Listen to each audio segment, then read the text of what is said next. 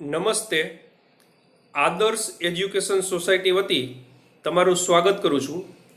આપણે ધોરણ 9 સામાજિક વિજ્ઞાન વિષયનો અભ્યાસ કરીશું. પ્લાસીનું યુદ્ધ. બંગાળમાં સિરાજુદ્દૌલાનું શાસન હતું. તેના ઉતાવળિયા સ્વભાવને કારણે રાજ્યમાં તેના કેટલાક વિરોધી હતા.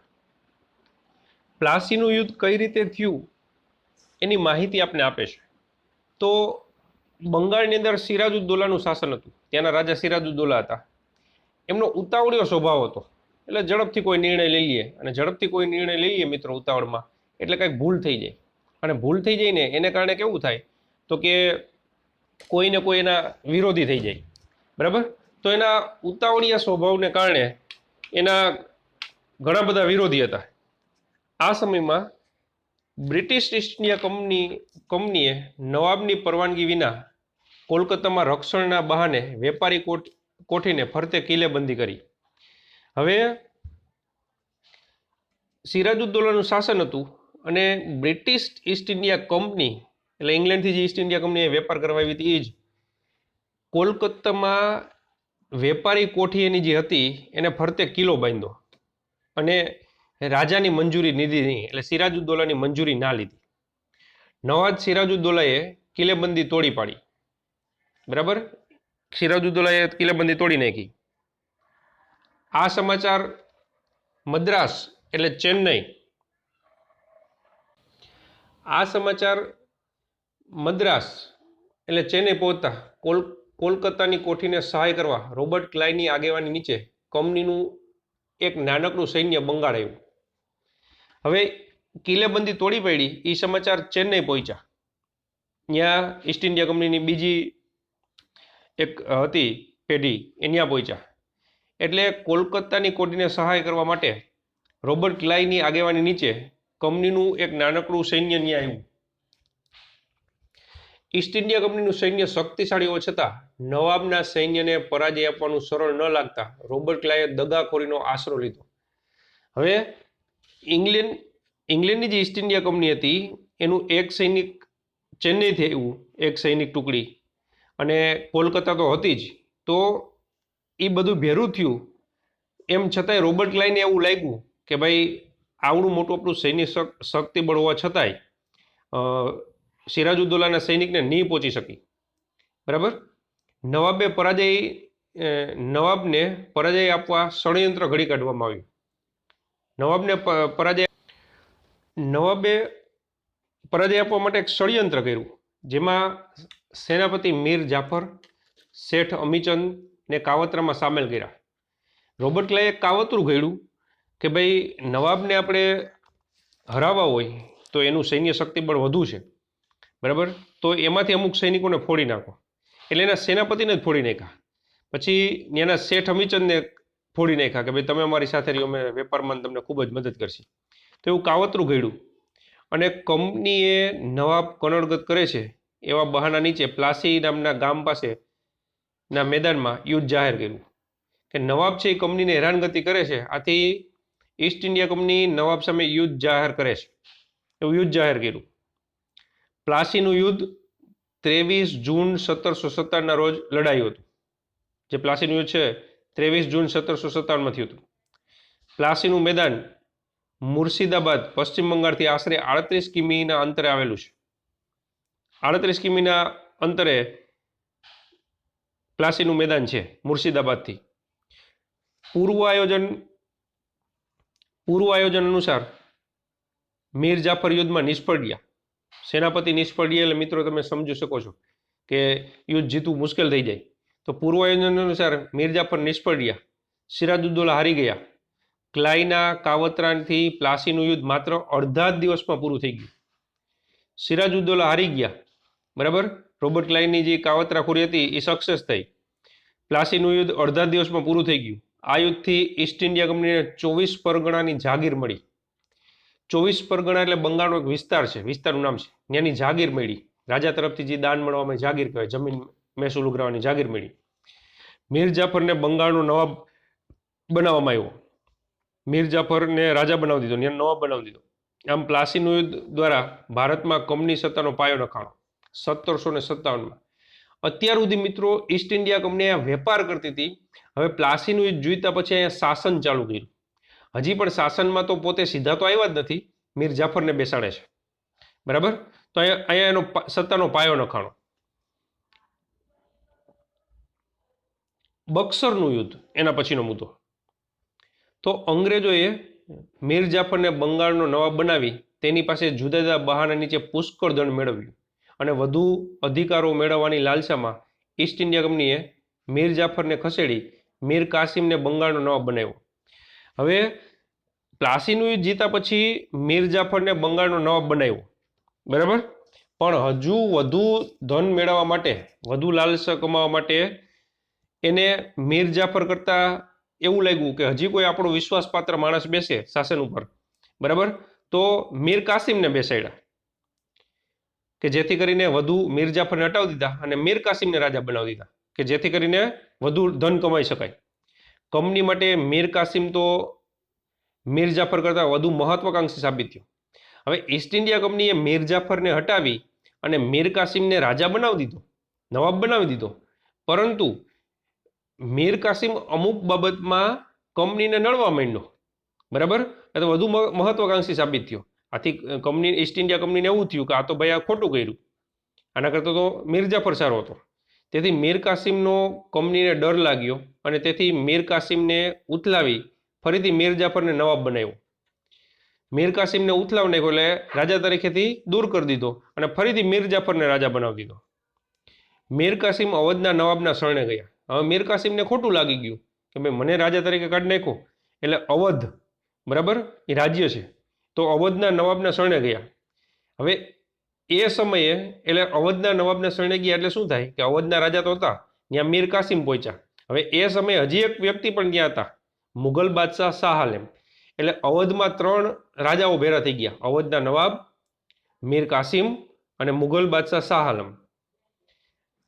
આથી ત્રણેયની સંયુક્ત રીતે કંપનીનો સામનો કરવાનો નિર્ણય કરી કંપની સામે યુદ્ધ જાહેર કર્યું. આ બક્સરનું યુદ્ધ છે ને મિત્રો, એ જ આપને સમજાવે. બક્સરનું યુદ્ધ આ ત્રણેય ભેરું કંપની સામે કર્યું, બરાબર. તો મીર કાસિમ અવધના નવાબને શરણે ગયા અને ત્રણેયની સંયુક્ત સેનાથી કંપની ઈસ્ટ ઇન્ડિયા કંપની સામે યુદ્ધ જાહેર કર્યું. બક્સર મુકામે સંયુક્ત સેનાની સામે ઈસ્ટ ઇન્ડિયા કંપનીએ યુદ્ધ જાહેર કર્યું 22 ઓક્ટોબર 1764, બરાબર. આપણે ત્યાં અંડરલાઈન કરશું.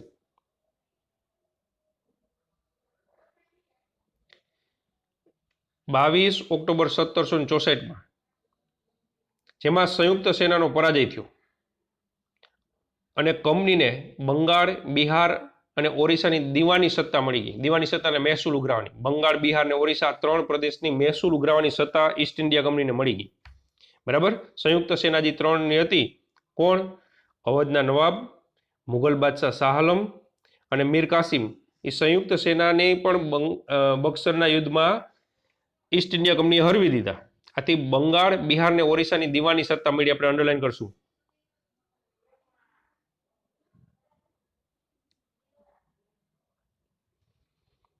એના પછીનો મુદ્દો કંપની શાસનનો વિકાસ. અંગ્રેજ સરકારે નિયામક ધારો પસાર કર્યો ઈસવીસન 1773માં. આપણે અંડરલાઈન કરશું.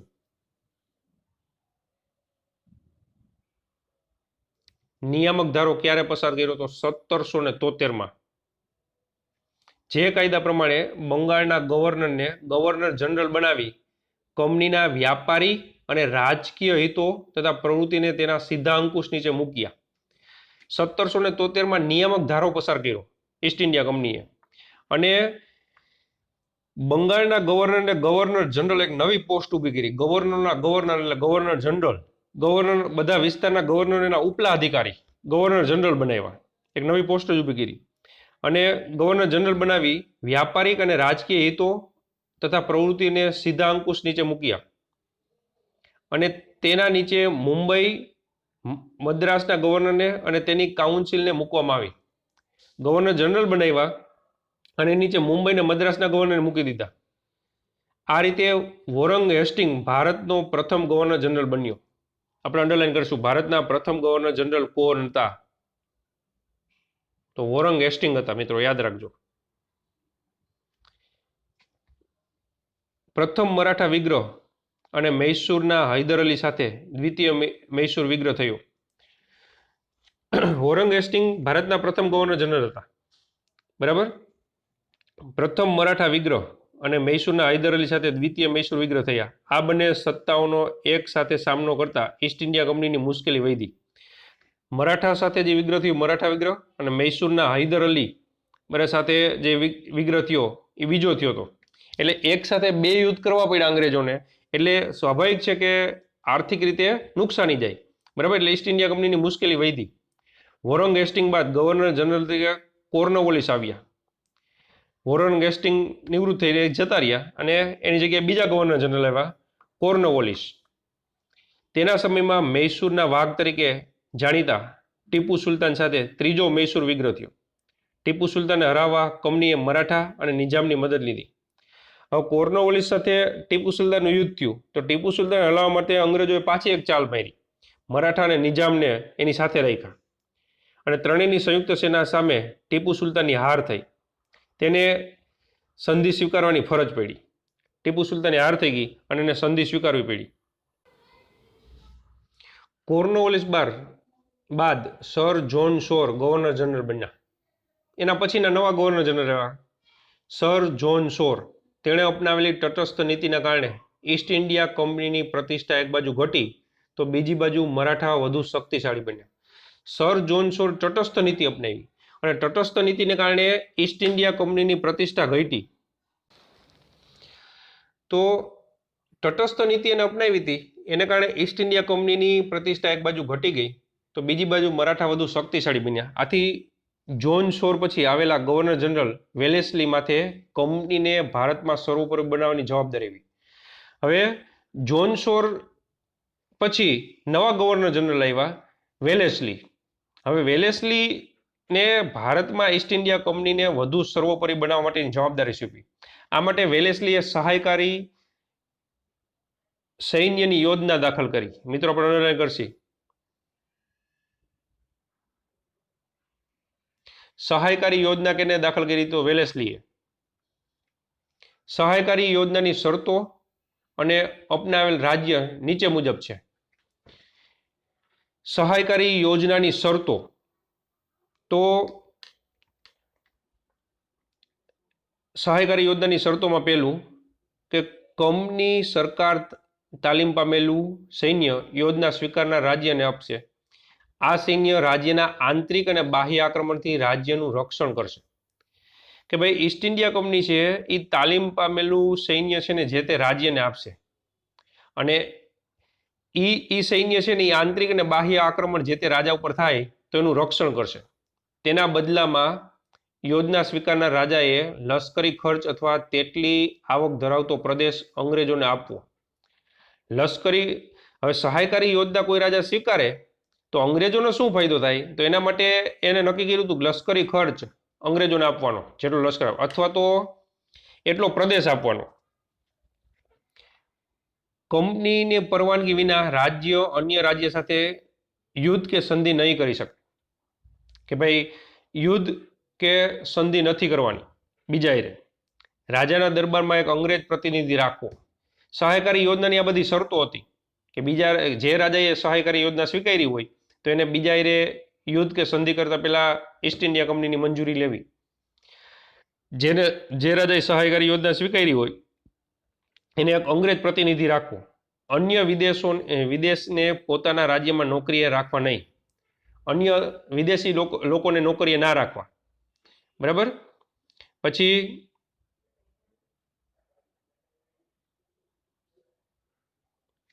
સહાયકારી યોજના સ્વીકારનાર રાજ્યો અથવા શાસકો કોણ હતા? તો નિઝામ, મૈસૂર, અવધ, ગાયકવાડ, સિંધિયા, ભોસલે, હોલકર આ બધા સહાયકારી યોજના સ્વીકારનાર રાજાઓ હતા, શાસકો હતા. આ યોજના એક મીઠા ઝેર સમાન હતી. હવે સહાયકારી યોજના છે ને શરૂઆતમાં રાજાઓને એવું લાગ્યું કે ભાઈ આ તો સારું, આપણે થોડાક પૈસા દઈ દઈએ અથવા આપણો એટલા પૈસાનો પ્રદેશ અંગ્રેજોને દઈ દઈએ તો અંગ્રેજો આપણું રક્ષણ કરે. પણ એક આ યોજના છે ને એ અંગ્રેજોને એક ચાલ હતી, મીઠા ઝેર સમાન હતી. આ યોજના અમલ કરી વેલેસ્લીએ ઘણા પ્રદેશો ઈસ્ટ ઇન્ડિયા કંપનીમાં જોડી દીધા, કારણ કે રાજાઓની સુરવીરતા વહી ગઈ મિત્રો. બરાબર, રાજાની જે સુરવીરતા હતી વહી ગઈ. શું કામે કે એને તો એવું થવા માંડ્યું કે આપણે કોઈ આક્રમણ કરશે આપણી ઉપર તો અંગ્રેજોનું સૈન્ય આપણી સાથે આવશે, એટલે જે સુરવીરતા હોય ને એ જતી રહી. ગવર્નર જનરલ વેલેસ્લીએ ટીપુને સહાયકારી યોજના સ્વીકારવા જણાવ્યું, જેનો તેણે ઇનકાર કર્યો. ટીપુ સુલતાનને કીધું કે તમારે સહાયકારી યોજના ફરજિયાત સ્વીકારવી પડશે, પણ એનો ટીપુ સુલતાને ઇનકાર કર્યો. બરાબર, ઇનકાર કર્યો. તેનો ઇનકાર કર્યો, યોજના સ્વીકારવાનો ઇનકાર કરી દીધો અને કંપની અંગ્રેજોએ નિજામનો સાથ મેળવી મૈસૂર ઉપર 1799 આક્રમણ કર્યું. એટલે ટીપુના શાસન ઉપર મૈસૂર ઉપર જે વિસ્તાર હતો એની ઉપર આક્રમણ કર્યું. આ ચોથા મૈસૂર વિગ્રહ દરમિયાન ટીપુ અંગ્રેજો સામે લડતા લડતા મૃત્યુ પામી ગયો. ટીપુ સુલતાન છે એ લડતા લડતા મૃત્યુ પામી ગયા. વેલેસ્લી બાદ ભારતમાં ગવર્નર જનરલ તરીકે હેસ્ટિંગ આવ્યા. તેને નેપાળ સાથે યુદ્ધ કરી ગુરખાઓને લશ્કરમાં સામેલ કર્યા. હવે વેલેસ્લી નિવૃત્ત થયા એટલે હેસ્ટિંગ નવા ગવર્નર જનરલ તરીકે આવ્યા. એને નેપાળ સાથે યુદ્ધ કરીને ગુરખાઓને લશ્કરમાં રાખ્યા. પિંડારાઓ સાથે યુદ્ધ કરીને તેમને અંકુશમાં લેવી દીધા. પિંડારા સાથે યુદ્ધ કરીને અંકુશમાં. ત્રીજો મૈસૂર વિગ્રહ કરી કંપનીની સર્વોપરિતા સ્થાપી દીધી. ત્રીજો મૈસૂર વિગ્રહ થયો, ત્રીજો મરાઠા વિગ્રહ થયો અને કંપનીની સર્વોપરિતા સ્થાપી દીધી. વિલિયમ બેન્ટિંક ભારતમાં અગાઉના ગવર્નર જનરલની સરખામણીએ ઉદારવાદી ગવર્નર જનરલ તરીકે ઓળખાય છે. વિલિયમ બેન્ટિંક ભારતમાં અગાઉના ગવર્નર જનરલની સરખામણીમાં ઉદારવાદી ગવર્નર જનરલ તરીકે ઓળખાય છે. વિલિયમ બેન્ટિંક છે ઉદારવાદી ગવર્નર જનરલ હતા. અગાઉના ગવર્નર જનરલોએ અપનાવેલી સામ્રાજ્યવાદી નીતિથી રાજ્યોમાં જે અસંતોષ ઊભો થયો હતો તે અસંતોષમાંથી એકતા ઊભી ન થાય તે માટે તેણે ઉદારવાદી કાર્યો કર્યા હતા. વિલિયમ બેન્ટિંક ભારતમાં આવ્યા એટલે એને ઘણા બધા સુધારા કર્યા. મિત્રો આગળ આપણે ભણશું છે, ઘણા બધા સુધારા કર્યા. હવે અગાઉના જે સામ્રાજ્યવાદી નીતિ હતી કે વિસ્તાર વધારવો, એ બધી નીતિને કારણે દેશમાં અસંતોષ ના ઊભો થાય એટલા માટે એને વ્યવસ્થા કરી હતી. બરાબર, ભારતમાં ગવર્નર જનરલ તરીકે ડેલહાઉસી આવ્યા 1848માં. ડેલહાઉસી આવ્યા. તે ઉગ્ર સામ્રાજ્ય માનસ ધરાવતો હતો.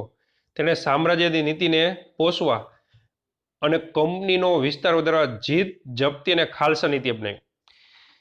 વિલિયમ બેન્ટિક પછી ડેલહાઉસી આવ્યા ભારતમાં 1848માં. એ ઉગ્ર સામ્રાજ્યવાદી કે વધુને વધુ વિસ્તાર વધારવો એવી માનસિકતા ધરાવતા હતા.